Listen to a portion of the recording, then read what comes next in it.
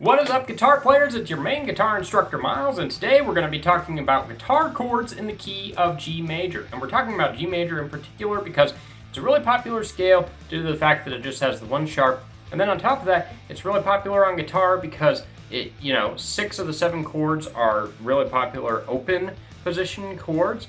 And on top of that, the open strings create what's essentially an E minor 7 chord with an 11th as well, the A right there. So anyways, that's why we're working in the key of G major, and once you get done with this lesson, you'll understand how to create chord progressions in the key of G major, and that will really help you out with your accompaniment and your rhythm guitar. So let's dive right into it. Okay, so take note that there's a link in the description below to accompany you in this lesson. It will have chord charts for you and whatnot. So anyways, the first thing that you need to understand with the chords in the key of G major is, well, you need to know the notes in the G major scale. And that is G, A, B, C, D, E, and F sharp.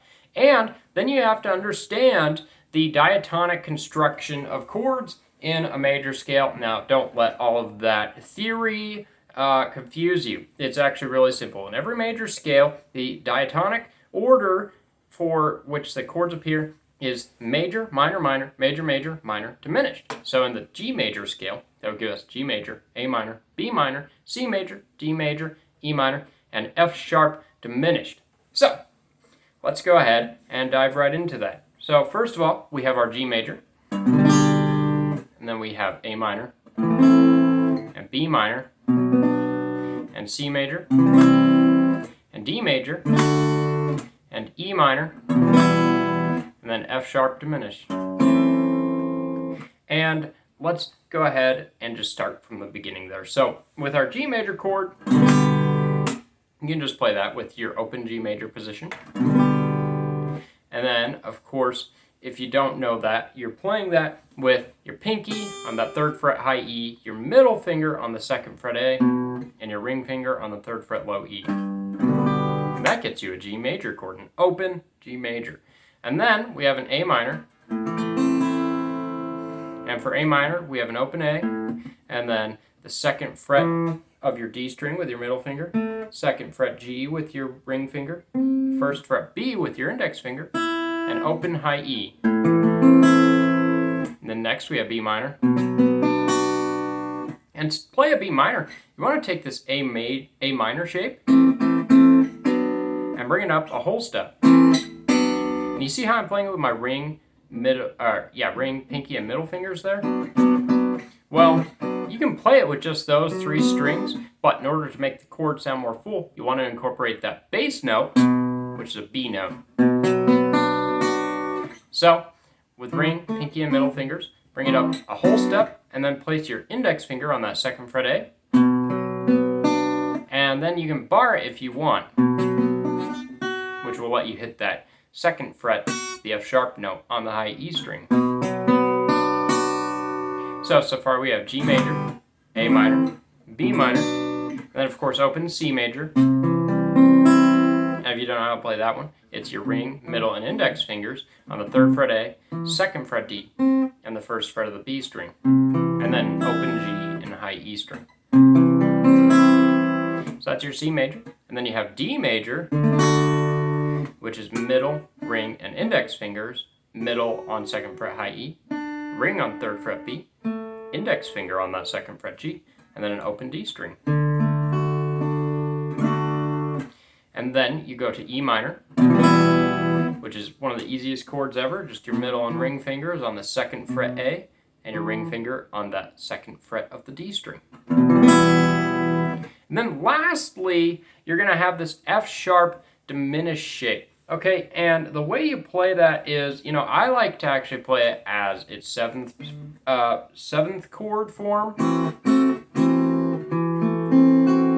which is like your A minor chord, but then you place your pinky on that 2nd fret of the high E,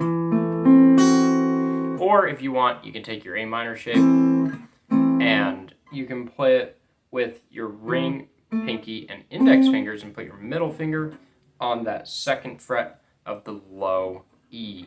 That gives you an F sharp minor 7 flat 5, but If you want to play the traditional diminished shape, well, what you have to do is you have to find your root, which is your F sharp, and then you have to find your flattened fifth, which is your C note, and then you've also got to play an A note.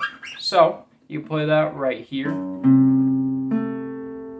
and that'd be, that gives you F sharp, A, and C. And so you'd have 2nd fret low E, 3rd fret A, and then your 2nd fret of the G string.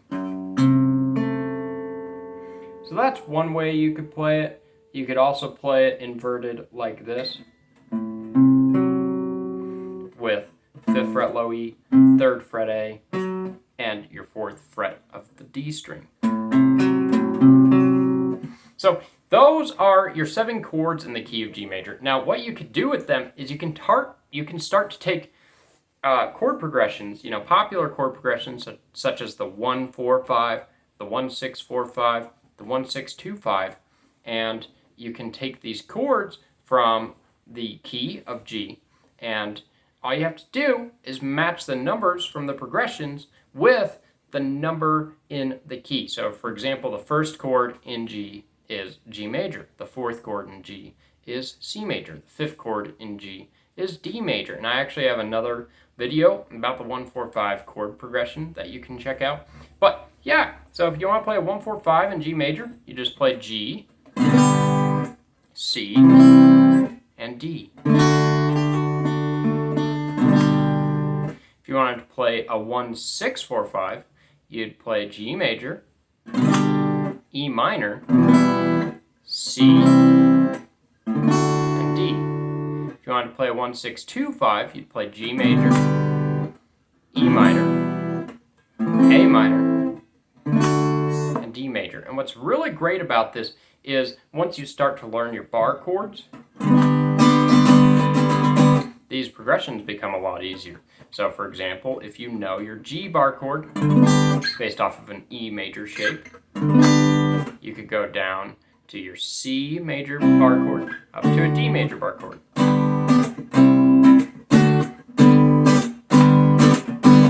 So anyways, that's the chords in the key of G major, and that's how you could turn them into chord progressions. You can make whatever progression you want using those 7 chords. Anyways, thank you so much for watching. You are awesome, and please like, comment, subscribe. Let me know if you have any questions in the comments below. And once again, thanks for watching. Have a good day.